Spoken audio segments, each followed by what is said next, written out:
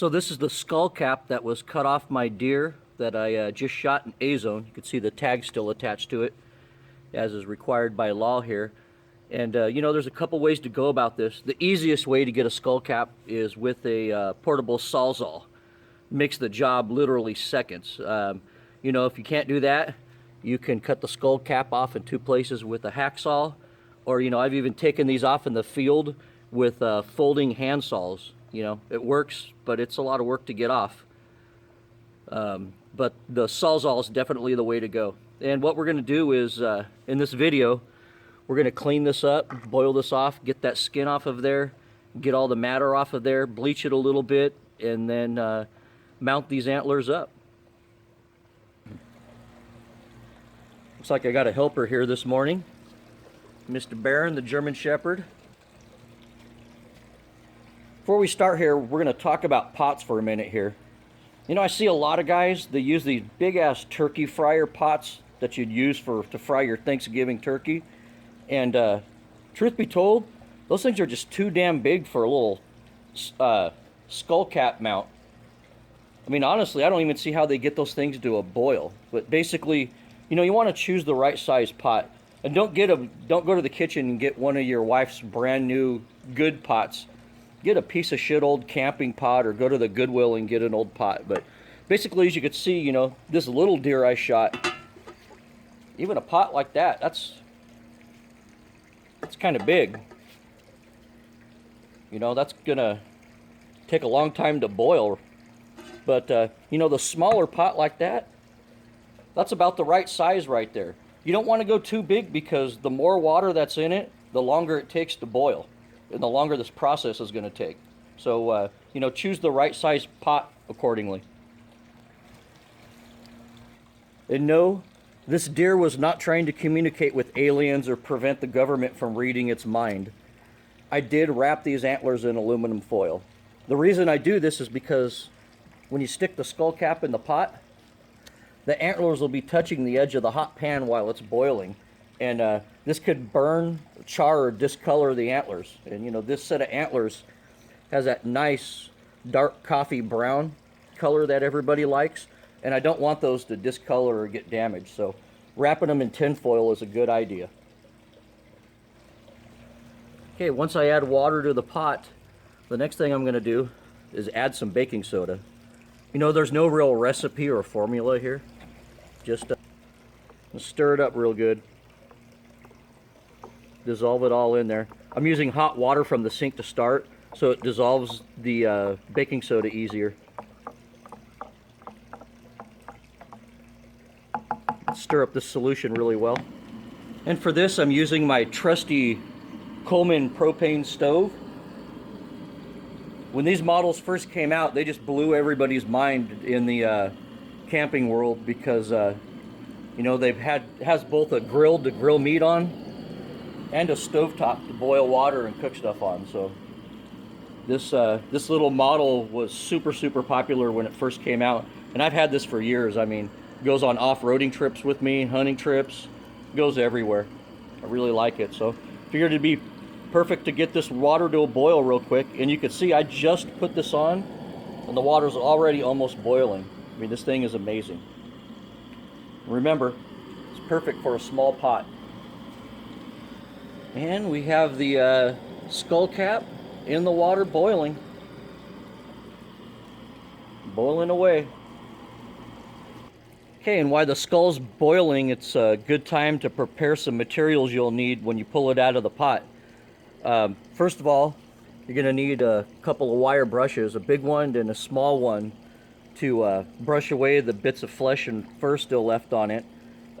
You'll probably need a set of pliers. I like a set of lineman pliers, some needle nose pliers, and maybe even some side cutters. And that's to pull away bits of skin and meat.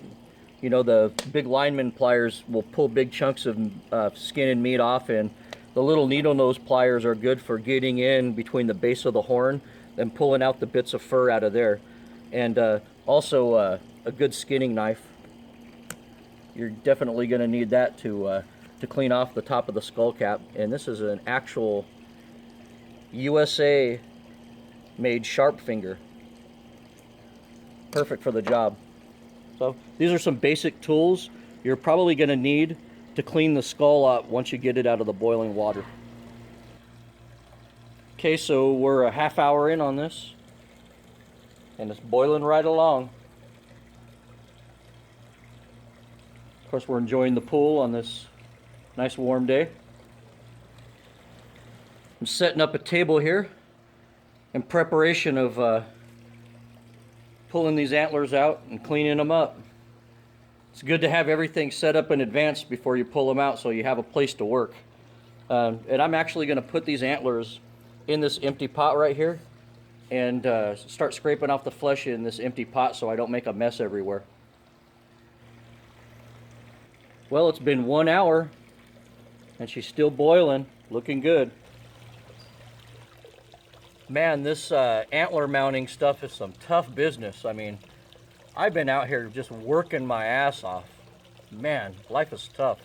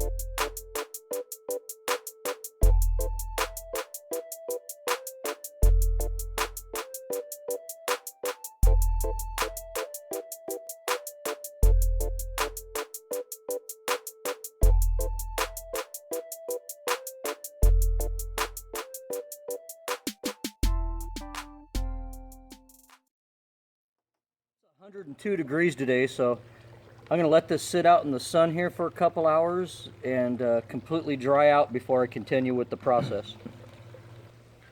So now I'm painting on bleach onto the skull. You can see I'm being real careful not to get it on the antlers themselves because I don't want that to discolor. So I'm just brushing it on the white of the skull.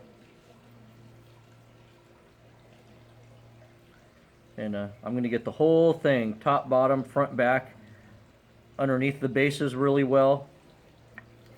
You know, and this is basically just to kill any bacteria that's on there and, you know, kind of bleach it a little bit wider. Not that it matters what this looks like because this skull plate's going to be covered by the cap cover on the mounting kit. So you're not going to really see this anyways.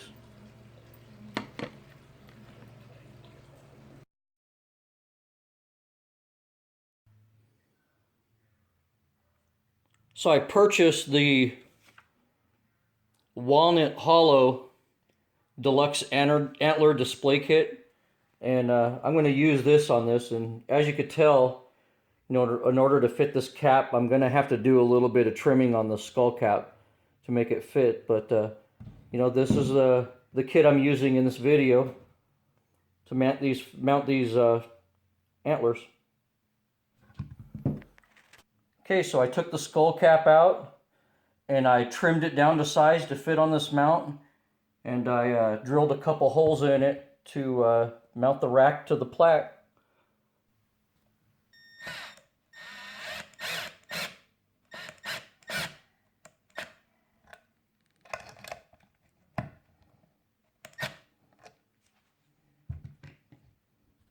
This cap's going to go on it like that.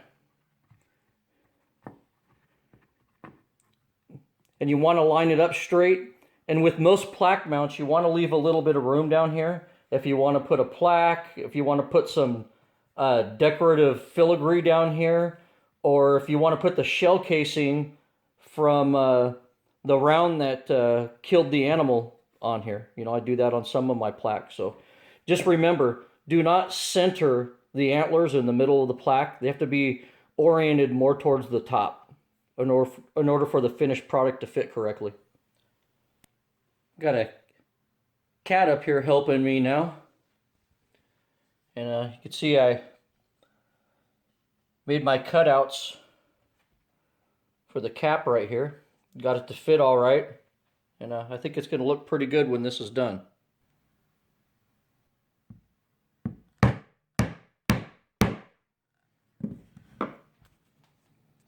Have both of the tacks in now.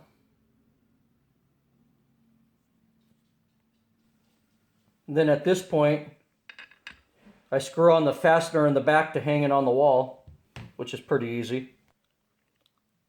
And finally here, I use crazy glue to glue on the decorative ropes. Basically, I trim them to size, glue them together in the back, and then put a spot of glue underneath the fronts to kind of hold them down. Right there. And also, I glued these little cuts on the side together too to hide those a little bit. So, just about done here. Since I shot this deer in the oak woodlands of the Central Coast, I thought I'd do some oak type accents on this mount. And I ordered these little brass or pewter acorns on Amazon. And also these little oak leaf with acorn accent pieces. I ordered these off of Amazon also. I stained this right here. And then in addition to that, I'm going to put the empty shell cartridge from my kill on this too. I'm going to glue it all on there, and that's how I'm envisioning it looking right now. So we'll see where this goes.